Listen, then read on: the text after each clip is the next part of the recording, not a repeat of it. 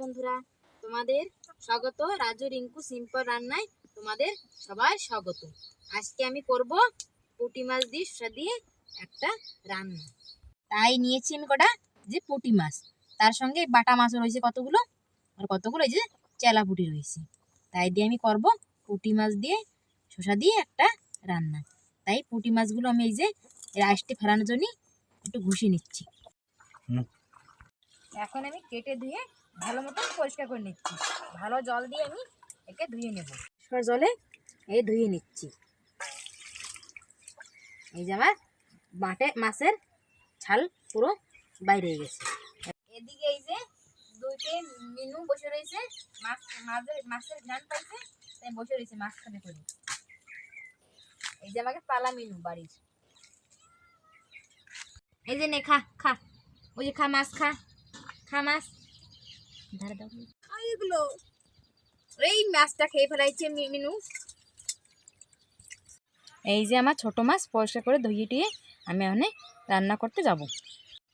এই জন্য মাছ আমি রান্না করতে যাচ্ছি। আজকে দারুণ একটা রেসিপি হবে।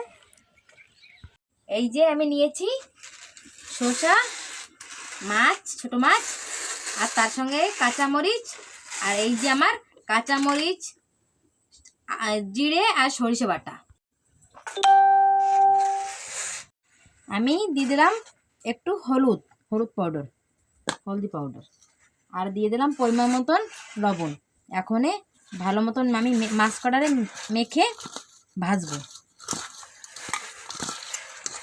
এই যে আমার মাখা হয়ে গেছে, এখন আমি ভেজে নিব।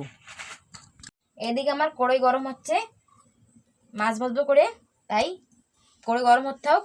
এদিকে আমি এই শসা ভালো মতন কেটে নেব। শসার এই উপরের অংশটা আমি ফেলে দেব।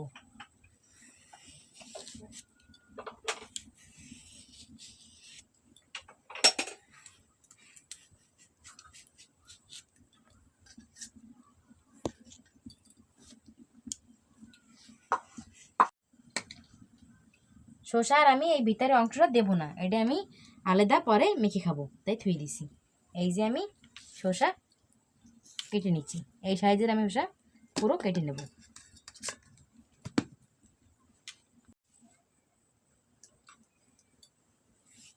এই যে আমার শসা, অনেক সুন্দর শসা। এখন শসার কেজি 10 টাকা কেজি, তাই 2 কিলো শসা নিয়েছি বাড়িতে। এই যে আমার শসা পুরো কাটা হয়ে গেছে। এখন আমাদের তেল গরম হয়ে গেছে, কড়াই গরমে তেল গরম হয়ে গেছে। এখন আমি এক এক করে পুরো মাছ ভেজে নেব। এখন আমি কাঁচা মশলা বেটে রাখছিলাম না, সরিষা, জিরা আর শুকনো কাঁচা লঙ্কা, এখন দিয়ে দেবো। দিয়ে আমি 5 মিনিট ঢেকে রাখছি। তারপরে আমি পরিমাণ মতো দিয়ে দেবো লবণ, আর তার সঙ্গে কালারের জন্য দিয়ে দেবো হলদি পাউডার। এখন আমি 10 মিনিট জন্য ঢাকনা দিয়ে ঢেকে রাখছি। এই যে আমার 10 মিনিট আমি ঢেকে রাখছিলাম, এখন দেখি না কি হয়েছে 10 মিনিট পরে। এই দেখো আমার ভাজা হয়ে গেছে, সেটা ভাজা হয়ে গেছে, সুন্দর একটা সেন্ট করছে, অনেক সুন্দর একটা সেন্ট। এই দেখো পাশেরতে মশলাতে তেল ছাড়ছে হচ্ছে, তার মানে আমার মশলা ভাজা রেডি। কিছু ভাজা এখন আমি পরিমাণ মতন এতে জল দিয়ে দেবো।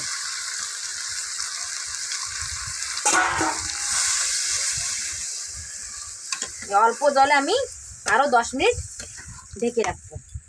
এই যে আমার 10 মিনিট ঢাকা হয়ে গেছে, এখন দেখি আমার কি হয়েছে। এই তো আমার শসার আর মাছের তরকারি রেডি। তো এখন মাছ দিই নাই, এখন দেবো মাছ, নামানোর একটু আগে দেবো মাছ।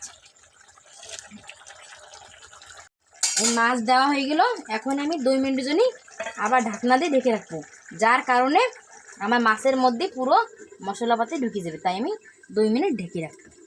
আমার শসা মাছের একটা সবজি রেডি। এখন আমরা গরম গরম ভাতে পরিবেশন করব। হয়ে গেছে, আমি নামাচ্ছি।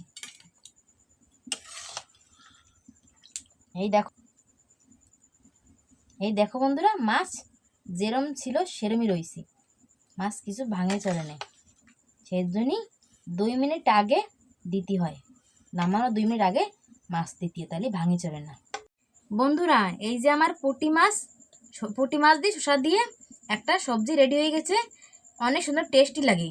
বাড়িতে একবার অবশ্য বানিয়ে খাইয়ে দেখবেন, ভুলে যাবেন আপনারা বড় মাছ দিয়ে খাওয়া।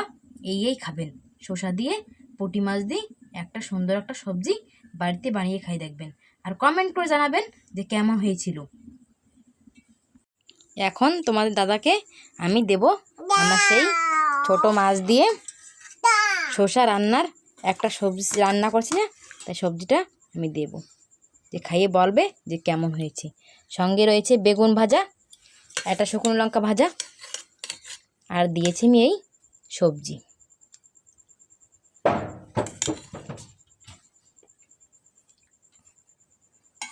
খেয়ে দেখো কেমন হয়েছে।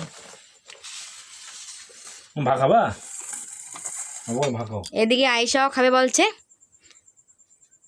আজকে শসা দিয়ে আর এই ছোট মাছ দিয়ে একটা সবজি তৈরি করছে।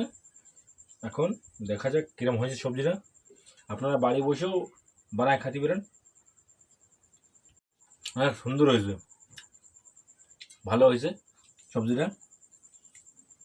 বাড়িও বসে বানায় খাতে পারেন। আর একটা লাইক অ্যান্ড সাবস্ক্রাইব অবশ্য করবেন। রাজু রিঙ্কু সিম্পল রান্নায় আগামী দিন দেখা হবে নতুন একটা রেসিপির সঙ্গে। তাহলে এখন আমরা আসি, বাই।